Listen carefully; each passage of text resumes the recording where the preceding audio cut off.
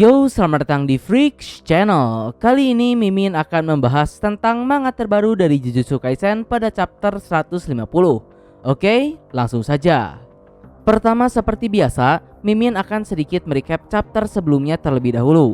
Pada chapter 149, di sini kita mendapatkan Ogi Zenin yang berhasil menghabisi kedua putrinya sendiri dan berniat membiarkan mereka terbunuh oleh roh terkutuk di ruang latihan. Namun sebelum hal itu terjadi, di sini Mai mengorbankan dirinya sendiri untuk membuat Maki menjadi lebih kuat. Karena menurut Mai, secara mereka ini merupakan sepasang anak kembar, seberapa keras pun Maki berlatih, pada akhirnya Maki hanya akan menjadi setengah bagian yang tidak sempurna. Maka dari itu, berhubung Mai tidak memiliki ambisi seperti kakaknya untuk menjadi kuat, sementara di sisi lain Mai juga sudah muak dengan klan Zenin, akhirnya ia pun mengorbankan dirinya untuk kebangkitan Maki sembari memberikan hadiah perpisahan terakhir berupa sebilah pedang yang masih belum diketahui kemampuannya seperti apa.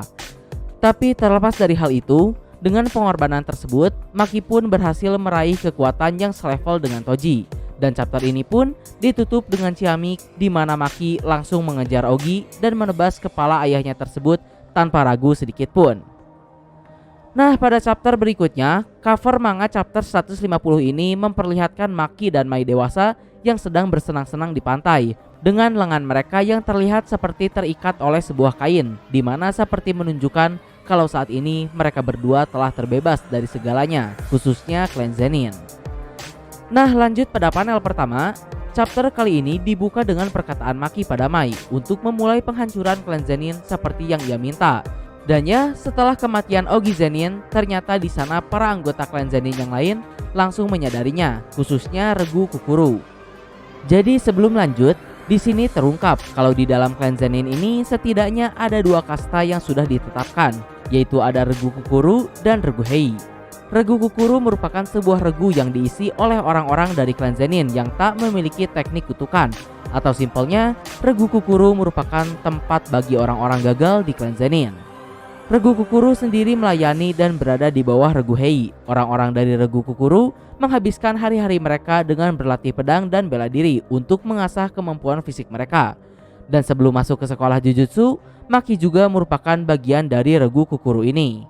Sementara untuk Regu Hei, regu ini merupakan regu atau kelompok terkuat di dalam klan Zenin yang berisi orang-orang dengan peringkat Jujutsu semi tingkat 1 ke atas. Dan perlu diketahui, Naoya adalah pemimpin Regu Hei ini. Oke, lanjut ke cerita. Sementara Regu Kukuru berusaha untuk menghadapi Maki, informasi tentang tewasnya Ogi Zenin menyebar ke anggota klan yang lain. Sampai-sampai alarm klan pun juga ikut dibunyikan. Di sana salah satu shaman bernama Ranta memberitahu Jinichi dan juga Naoya kalau Ogi telah mati.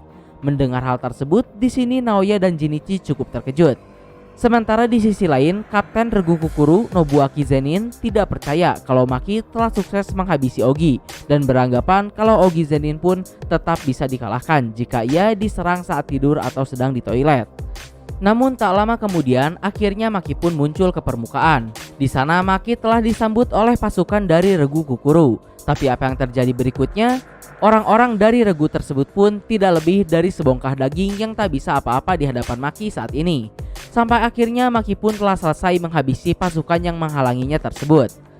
Tapi tak lama kemudian, 3 orang dari Regu Hei, yaitu Chojuro, Ranta, dan Jinichi Zenin muncul. Yang artinya ketiga shaman di atas semi grade 1 ini ditambah dengan Kapten Regu Kukuru yang juga ada di sana bersiap untuk menghabisi Maki seorang. Tapi sebelum lanjut, di sini Mimin akan menjelaskan secara singkat tentang kemampuan ketiga shaman tingkat atas ini. Pertama, Chojuro Zenin memiliki kemampuan untuk mengendalikan tanah yang memiliki bentuk seperti lengan untuk memukul ataupun menjepit musuhnya hingga tewas. Merupakan teknik yang cukup berbahaya, khususnya bagi manusia atau shaman biasa. Lalu untuk Ranta, ia memiliki kemampuan yang masih misterius dan cukup unik, di mana dirinya dapat memunculkan 2 buah bola mata di sekitar target dan membuat si target berhenti bergerak. Dan yang terakhir untuk Jinichi, sebagai salah satu petinggi klan Zenin, ia memiliki kemampuan yang sama-sama unik, namun memiliki daya hancur yang sangat besar. Jadi ketika Jinichi akan memukul target, ia juga akan mengeluarkan tinju lain yang terbuat dari energi kutukan.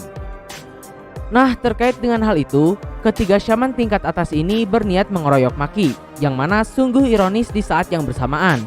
Seorang shaman dari klan Zenin yang penuh dengan kebanggaan harus mengeroyok seorang perempuan yang bahkan dianggap gagal oleh diri mereka sendiri.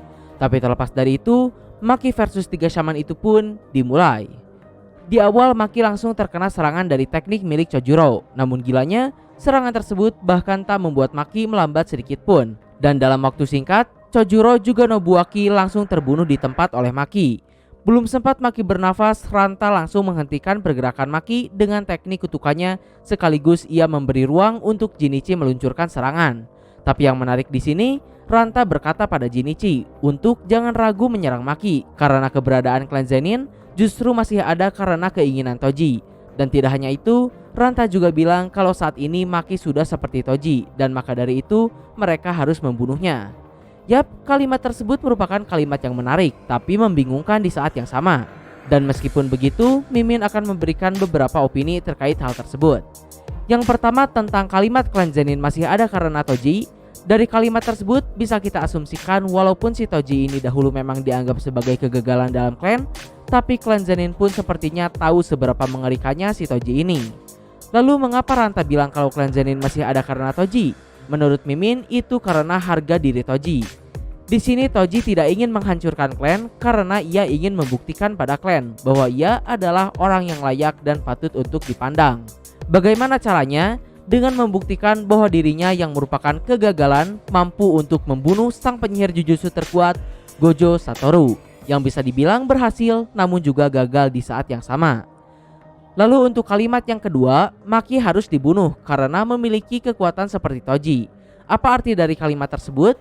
Menurut Mimin, kalimat tersebut menunjukkan kalau sebenarnya dari awal pun sepertinya klan Zenin ini memang takut dan secara tidak langsung merasa terendahkan oleh Toji. Maka dari itu, jika klan Zenin tidak ingin mengalami hal memalukan tersebut lagi, mereka harus membunuh Maki. Dan ya, Mimin tekankan kembali ini hanya sekedar opini belaka.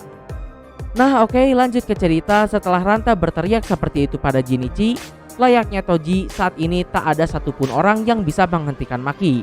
Di sana Maki dengan mudah langsung mematahkan teknik kutukan milik Ranta. Tapi tidak ingin memberi Maki kesempatan untuk bernafas, Jinichi langsung menyerang Maki dengan sekuat tenaga. Bahkan pekarangan sampai rumah-rumah yang ada di sekitar sana pun dibuat hancur oleh Jinichi. Dan di tengah kabut reruntuhan tersebut, Maki pun berakhir sukses memenggal kepala Jinichi. Dan ya, chapter ini pun ditutup dengan Maki yang sedang menenteng kepala Jinichi bertemu dengan Naoya. Dan sepertinya saat ini juga Maki sudah siap untuk membayar dendam lama pada Naoya yang selalu membulinya dahulu. Yang jika Mimin lihat dari ekspresi dan dialog Naoya di sini, sepertinya Naoya tak memiliki pilihan lain selain menerima takdir mengenaskannya saat ini juga. Kecuali mungkin GG Akutami akan memberikan kejutan atau plot armor yang tak terduga mengenai si Naoya ini. Dan ya, akhir kata Mimin cuma bisa bilang kalau chapter ini adalah chapter di mana Maki menggila sekaligus pemusnahan klan Zenin. Tidak lupa di sini Maki sukses menghabisi satu pasukan klan Zenin ditambah dengan 3 shaman tingkat atas dari klan Zenin. Sudah cukup menegaskan kalau power up si Maki ini OP mampus dan yang pasti permanen. Lalu selanjutnya, terlepas dari betapa gilanya aksi dari si Maki ini, akan seperti apakah nasib Maki dan cerita Jujutsu Kaisen ke depannya? Akan seperti apa reaksi para petinggi organisasi Jujutsu? Apakah Maki akan berakhir menjadi buronan? Atau mungkin organisasi dan para klan shaman yang lain akan tutup mata atau tidak peduli saja pada kejadian ini? Terakhir sepertinya Gojo akan benar-benar nostalgia ke zaman dirinya sekolah dulu jika melihat Maki dan kemampuan barunya. Nah mungkin kurang lebih itulah pembahasan manga Jujutsu Kaisen pada chapter terbaru ini. Mohon maaf untuk kesalahan dan kekurangannya. Like dan subscribe kalau suka, komen berada kritik dan saran. Terima kasih telah menonton. Ciao.